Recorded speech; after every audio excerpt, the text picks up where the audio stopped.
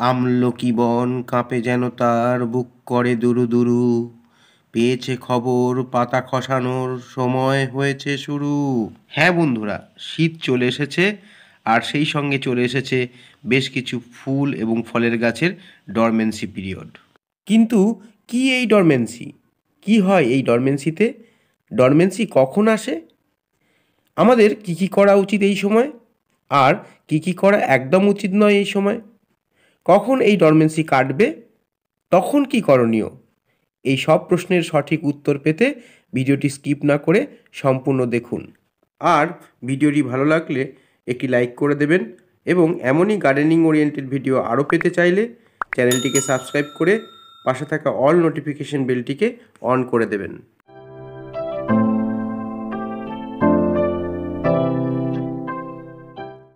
প্রথম প্রশ্ন হলো, ডরমেন্সি কি? ডরমেন্সি মানে হলো সুপ্তাবস্থা, অর্থাৎ এক্ষেত্রে প্রতিকূল পরিবেশে নিজেকে রক্ষা করার জন্য উদ্ভিদ তার সার্বিক বিপাকক্রিয়া বা মেটাবলিজম হারকে কমিয়ে দেয়। গাছ তার সার্বিক শারীরবৃত্তীয় কার্যকলাপ বহুলাংশে কমিয়ে দেয়, ফলে গাছের বৃদ্ধি স্তব্ধ হয়ে যায়। গাছের পাতা হলুদ হয়ে একটি একটি করে ঝরে পড়ে। শিমুল, পলাশ, মহুয়া, নিম, চাঁপা, আমড়া, অশ্বত্থ ইত্যাদি গাছ সম্পূর্ণ পাতা ঝরিয়ে দেয়। মনে হয় গাছগুলি যেন মৃত্যুর দিকে এগিয়ে যাচ্ছে। আসলে কিন্তু তা একদমই নয়। কিছু গাছ যেমন লেবু, আম, আতা ইত্যাদি গাছের আংশিক পাতা ঝরে। দ্বিতীয় প্রশ্ন, কি হয় এই ডরমেন্সিতে? বছরের বেশিরভাগ সময় ফুল ফল দিয়ে গাছগুলি ক্লান্ত হয়ে যায়, তাই এই সময় তারা নিজের শারীরবৃত্তীয় কার্যকলাপ কমিয়ে দিয়ে শক্তি সঞ্চয় করে। তারা বিশ্রাম নেয়, শীত ঘুমে ঘুমিয়ে পড়ে, আর ধীরে ধীরে পরের ঋতুর জন্য শক্তি সঞ্চয় করে তৈরি হয়। তৃতীয় প্রশ্ন, ডরমেন্সি কখন আসে? গ্রীষ্মপ্রধান দেশগুলিতে উদ্ভিদ সম্পূর্ণ ডরমেন্সিতে কখনোই যায় না, কিন্তু প্রচণ্ড ঠান্ডায় মূলত নভেম্বরের মাঝামাঝি থেকে জানুয়ারির মাঝামাঝি সময় পর্যন্ত বেশ কিছু গাছে ডরমেন্সি লক্ষ্য করা যায়।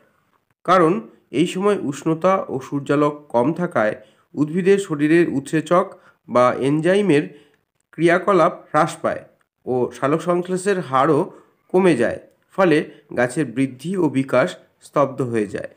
এছাড়া যে কোনো প্রতিকূল পরিবেশ, যেমন প্রচণ্ড গরম বা গাছ রিপোর্টিং করার পর কখনো কখনো গাছ সাময়িক সময়ের জন্য ডরমেন্সিতে চলে যায়। আবার পরিবেশ অনুকূল হলেই ডরমেন্সি থেকে ধীরে ধীরে বেরিয়ে আসে। চতুর্থ প্রশ্ন, আমাদের কি করা উচিত ডরমেন্সিতে? যেহেতু এই সময় গাছের বৃদ্ধি ও বিকাশ বন্ধ থাকে, তাই এই সময় গাছে রোগ প্রকার আক্রমণ বিশেষভাবে চোখে পড়ে। মূলত মিলিবাগ, জাপ পোকা, সাদামাছির আক্রমণ লক্ষ্য করা যায়। তাই এই সময় নিয়ম করে কীটনাশক স্প্রে করতেই হবে। এছাড়া পাতায় ধুলো জমে ও রাতে শিশির পড়ে, ফলে পাতায় ছত্রাকঘটিত রোগেরও প্রাদুর্ভাব লক্ষ্য করা যায়। তাই এই সময় সপ্তাহে অন্তত একবার সম্পূর্ণ গাছ জল স্প্রে করে ধুয়ে দিতে পারলে খুবই ভালো হয়। এছাড়া আগাম সতর্ক থাকার জন্য 15 দিন অন্তর যে কোনো একটি সিস্টেমিক বা কন্ট্যাক্ট ফাঞ্জিসাইড গাছে স্প্রে করলে ফাঙ্গাসের আক্রমণ থেকে গাছগুলিকে রক্ষা করা যায়। এই সময় গাছের পাতা কম থাকায় গাছে জলের চাহিদা কম থাকে, তাই ওয়াটার ম্যানেজমেন্টটা খুবই গুরুত্বপূর্ণ। টবের মাটি সম্পূর্ণ শুকনো হলে তবেই জল দিতে হয়, তাও অল্প পরিমাণে। এছাড়া সবথেকে গুরুত্বপূর্ণ বিষয় হলো গাছকে সম্পূর্ণ সূর্যালোক প্রদান করা।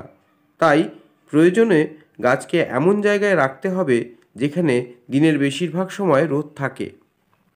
পঞ্চম প্রশ্ন, ডরমেন্সিতে কি করা উচিত নয়?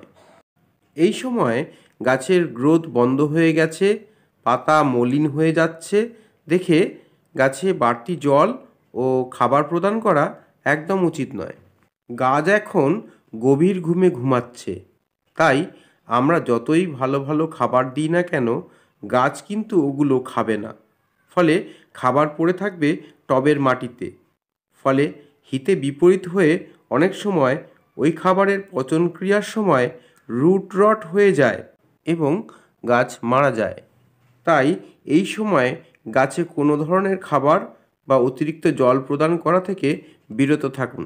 এই সময় গাছকে প্রুন করাও উচিত নয়। তবে সিজনাল ফুল ও সবজি গাছের ক্ষেত্রে এই নিয়ম চলবে না। তাদেরকে নিয়ম করে তরল সার ও জল দিতে হবে এবং প্রয়োজনে এদেরকে প্রুনিং বা পিঞ্চিং করা যেতেই পারে। ষষ্ঠম প্রশ্ন হলো, কখন এই ডরমেন্সি কাটবে? ট্রপিক্যাল দেশগুলিতে মূলত জানুয়ারির মাঝামাঝি সময় থেকে একটু একটু করে ঠান্ডা কমতে থাকে ও গরম বাড়তে থাকে। সেই সময়ে গাছগুলি তাদের ডরমেন্সি পিরিয়ড থেকে ধীরে ধীরে বেরিয়ে আসতে শুরু করে। সপ্তম এবং শেষ প্রশ্ন, এই সময় আমাদের কি কি করণীয়?